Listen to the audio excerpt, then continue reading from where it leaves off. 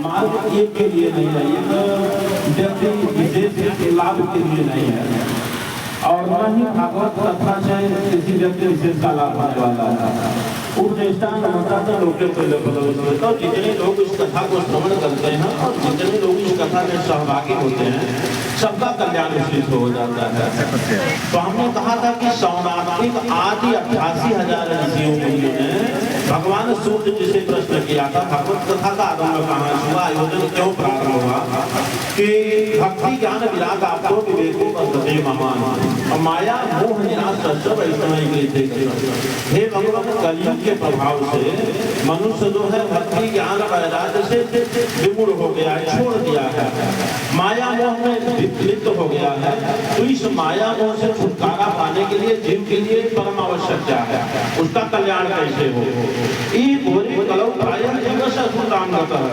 क्लेश क्रांत सदस्यव शोधने के इस घोर कलयुग में जीव आसुरी प्रवृत्ति थी और अपनी देवी भागवत कहती है कि आसुरी भाव आप अपना दैविक संपत्ति वर्जिता है। जब इसमें आप आसुरी प्रवृत्ति को स्वीकार करेंगे, जो दैविक संपत्तियां हैं, प्राकृतिक संपत्तियां हैं, वो धीरे धीरे आपको छोड़कर चली जाएंगी। वायु दूषित हो गया, दूषित हो गए, जल दूषित हो गया, इसी तो लोभ का कारण है।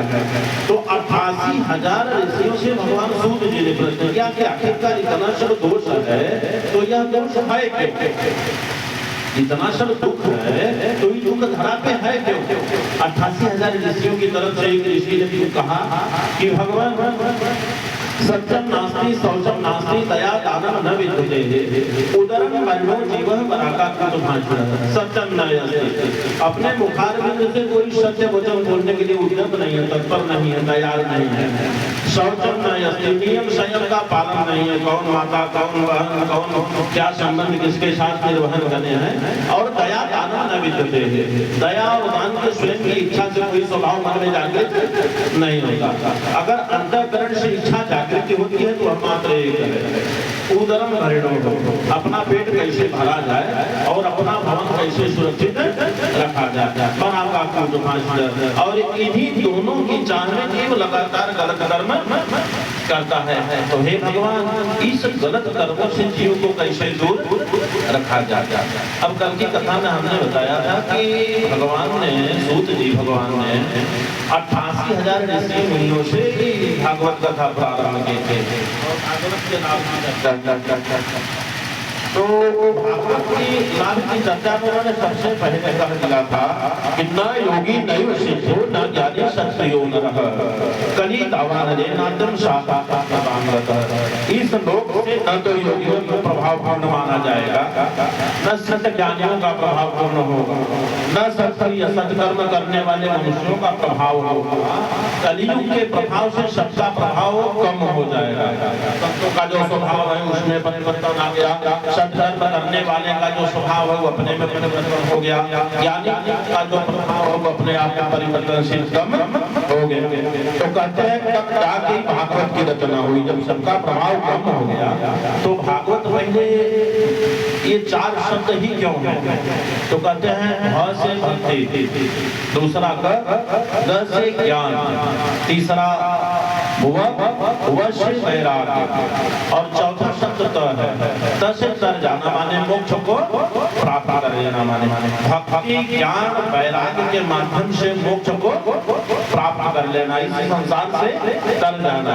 और तर जाना तो आखिरकार जब महात्मा पंडित जी ने प्रथम दिन की कथा कही थी, जैसे कल भी हमने हल्का सा दृष्टांत दिया था कि भक्ति ज्ञान और वैराग्य के लिए नारद जी ने पहली बार लोग भागवत कथा का आयोजन किया और जिसमें व्यास रूप में ब्रह्मा के ही 4 पुत्र सनक सनंदन सनत कुमार और सनातन जी चारों ऋषियों मलाह, चारों 5 वर्ष के ही दिखने वाले, हमेशा आजीवन उनकी आयु 5 वर्ष है। तो इन्होंने भागवत कथा जग का आयोजन करवाया नारद जी के आग्रह पे। और अमृत का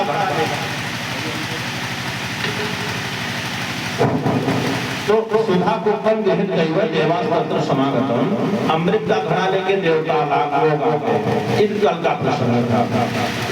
उसमें मूल बात यह रही कि नारद जी ने उन ऋषियों से पूछा था कि प्रभु भागवत कथा आप कहने वाले हैं यहाँ अयोध्या क्षेत्र में, और भक्ति ज्ञान वैराग्य वहाँ जाके हमसे मिले दूर देश में, तो आखिरकार ये कथा जब होगी तो पहले हमको भक्ति ज्ञान वैराग्य को लेके यहाँ आना है या फिर उनके पास जाके कथा करनी है।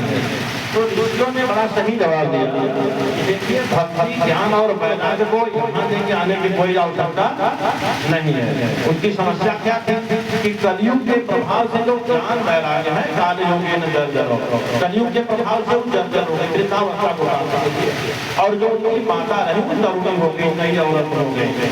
तो नारद जी ने जब कथा आरंभ किया तो ऋषियों ने उनको बहुत समझाया कि वो तुमको कहीं जाने की जरूरत नहीं, जब ही कथा होगी तो कथा के आरंभ होते ही पहले माता भक्ति आएंगे, माता भक्ति पहले आएंगे, और जब ही माता भक्ति आएंगी कथा के माध्यम से जो प्रचार होगा ज्ञान वैराग्य यहाँ चले आएंगे। तो देखिए प्राचीन जो हमारी पद्धति प्रसंग क्या क्या संदेश देता है कि जब अन्य युग रहे, सतयुग त्रेता द्वापर रहा, तो पहले लोग ज्ञान अर्जन करते थे, ज्ञान संचित करते थे, फिर उसके बाद वैराग्य होता था। भक्ति के दो, भक्ति पाने के लिए करना क्या है, पहले ज्ञानी होना है, फिर क्या करना है, वैरागी होना है, माने घर से थोड़ा दूर जाना है जहाँ आपको ये सांसारिक मोह माया से छुट्टी मिले। और जब ज्ञानी होंगे वैरागी होंगे तब आपको क्या प्राप्त होगी, भगवत भक्ति। मगर कलयुग में ज्ञान किसी के पास ज्यादा जुटने वाला संभव नहीं है, और न ही वैरागी कोई होने वाला है, क्योंकि यह गृहस्थ आश्रम है। तो गृहस्थ आश्रम का संचालन ही कलयुग का सबसे प्रथम धर्म है, क्योंकि गृहस्थ आश्रम से ही सब धर्मों की रक्षा होती है। जितने धर्म है, जितने ये सन्यासी हुए, जितने गृहस्थ को छोड़ के चले गए, सबकी जीविका और सबकी उत्पत्ति कौन करता है, भाई गृहस्थ आश्रम करता है। गृहस्थ आश्रम न हो तो सन्यासी नहीं होंगे, गृहस्थी तो चलते रहेंगे। और यहाँ से अन्न फल की उपज न हो, वृक्ष न लगाया जाए तो सन्यासी फल कहाँ से लेंगे। तो इनके भक्ति ज्ञान वैराग्य की कथा से यह प्रेरणा है कि देखिए जब भागवत कथा होती है तो पहले भागवत कथा को सुन के ज्ञान प्राप्त होता है, और जब ज्ञान प्राप्त होता है तो मन में वैराग्य होता है। मन में आता है, जैसे अभी आपके यहाँ कथा चल रही है तो आपको ऐसा लगेगा कि हमको घर पे वास्तव में थोड़ा भगवत नाम कीर्तन करना चाहिए, भजन करना चाहिए, भगवान के सामने 2 मिनट बैठ रहना चाहिए। और जब ही यह कथा समाप्त होगी सब भूल जाता है। तो कहते हैं भगवत कथा से पहले ज्ञान प्राप्त होता है, जब ज्ञान प्राप्त होगा तो अपने आप वैराग्य होगा, 10 मिनट हो, 20 मिनट हो, आधे घंटे एकाग्रचित हो, और जब वैराग्य प्राप्त करेंगे तो माता भक्ति आएंगी, और जब भक्ति माता आएंगी तो भगवान अपने आप आपके पास आ जाएंगे। तो कहते हैं इस प्रकार से माता भक्ति को प्राप्त करने के लिए ज्ञान वैराग्य की परम आवश्यकता है। इसके पहले के युग में ज्ञान वैराग्य लोगों को अपने से प्राप्त होते थे, माता बाद में आती थी। अब क्या है कि सबकी चाह भक्ति की है, भजन सबको करना है, ताली सबको बजाना है, खूब आनंद लेना है, कथा सबको सुननी है, और अगर किसी को मुखिया बना दिया जाए, नियमों का पालन करने के लिए रख दिया जाए, ये बड़ा दुर्लभ है। बड़ा दुर्लभ है कि कोई नियम का पालन करने के लिए तत्पर हो। माने भक्ति सबके अंदर है। अभी मंदिर पे आयोजन हो, कहा बच्चा सब नाचने लगेंगे, मगर दर्शन जी की कथा श्रवण करना है उतना समय नहीं है। वैराग्य करना है, माने थोड़ी देर घर से दूर रहना है, थोड़े वैरागी हो जाए, जितना समय हो जाए वही हो जाए, इस समय सबके पास नहीं है। तो कहते हैं ये धरा का चक्र है, असंतोष और संतोष का। अपने यहाँ एक विद्वान जी ने कभी प्रवचन किया था कि धनहीन कहे धनवान सुखी, धनवान कहे सुख राजा को भारी, और राजा कहे चक्रवर्ती सुखी, चक्रवर्ती कहे सुख इंद्र को भारी, इंद्र कहे चतुरानन सुखी, चतुरानन कहे सुख विष्णु को भारी, और विष्णु कहे सत्संगी सुखी, सत्संगी कहे सुख संत को भारी, अब बिन संतोष यह दुनिया दुख है। माने सबकी आज की दशा क्या है कि धनहीन कहे धनवान सुखी, जिसके पास धन नहीं है तो अपने मन में कल्पना करता है कि जो धनवान है वो बहुत सुखी है। लेवल से थोड़े ऊंचे जाइए तो वो कहता है नहीं सुख राजा को भारी, जो राज संभालता है उसको ज्यादा सुख है। उससे जाके पूछे तो वो कहा नहीं नहीं चक्रवर्ती सुखी जो हमसे अपर कोर्ट का है। अब उससे चक्रवर्ती से जाके पूछे तो वो कहता है भगवान इंद्र सबसे सुखी है, यहाँ की मोह माया से विरक्त है, उनका जीवन आनंदमय है। जब इंद्र से जाके पूछे तो वो कह रहे नहीं नहीं हमारे में कोई सुख नहीं, बड़ी जिम्मेदारी, भगवान ब्रह्मा सुखी है, सबको बना के नीचे मृत्यु लोक में दे देते हैं। ब्रह्मा से पूछा कि भगवान आप सबसे सुखी क्यों? हम भी सुखी नहीं। कहे क्यों? कहे सबसे सुखी भगवान नारायण। कहे भगवान नारायण क्यों? कहे इतनी बड़ी धरा का पालन करते हैं, सबके साथ जाके आनंद लेते हैं, मृत्यु लोक में पहुंच जाते हैं, क्षीर सागर में चले जाते हैं। और भगवान से पूछा गया तो वो कहते हैं कि सत्संग में सुख है। हमारे यहाँ भी सुख नहीं, हम भी बहुत परेशान हैं। सुख कहाँ है? सत्संग में। और जब सज्जनों की संगत की जाए तो उन्होंने क्या कहा कि संतोष में सुख है। संतोष करना ही सबसे बड़ा सुख है, बिन संतोष यह दुनिया दुखारी। अब संतोष में सुख कहाँ से है? कहे चाह की इच्छा ही हमेशा मनोविकार उत्पन्न करती है। किसी को अपनी क्षमता से अधिक चाहिए तो अधिक पुरुषार्थ करना होता है, और अगर पुरुषार्थ नहीं हुआ और चाहने वाली वस्तु प्राप्त नहीं हुई तो क्या होगा?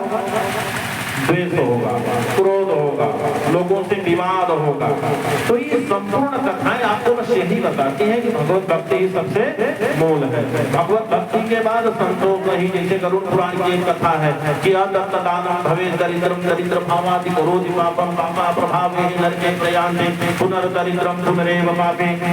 हमारा शास्त्र कहता है कि धनात् धर्म ततो सुखम। इस जीवन को सुखमय बनाने के लिए सबसे प्रथम पक्ष क्या है? धनात्। इस शरीर से धन कमाया जाता है, मगर ये पक्का याद रहे, बिल्कुल ध्यान दे रहे कि वह जो धन है वो सात्विक कमाई का हो, अधर्म से संचित किया हुआ धन न हो। और उस सात्विक संचित धन से 2% भी अगर धर्म में व्यय कर देते हैं, भगवत भक्ति में व्यय कर देते हैं, तो ईश्वर अपने आप आपको सुख प्रदान कर देता। और बेईमानी से संचित किए हुए धन का 50% भी ईश्वर के समक्ष व्यय करने में कुछ लाभ नहीं होने वाला। अब गरुड़ पुराण कहता है अदत्त दानम भवे दरिद्रम। जो इस शरीर से दान और धर्म नहीं करता अगले जन्म में दरिद्र होता है। दरिद्र भावात् करोति पापम। जब दरिद्र होता है तो दरिद्रता के कारण पाप करता है। पापा प्रभावे ही नरके प्रयान्ति। जब पाप करता है तो नरक की यातनाओं को भोगता है। पुनर्दरिद्रम पुनरेव पापी। पुनः अगले जन्म में दरिद्र होता है, पुनः अगले जन्म में पापी होता है। तो इस धरा में सुखी रहने के लिए सबसे बड़ा मार्ग भगवत भक्ति और संतों की संगति है। बोलिए आनंद कंद भगवान के।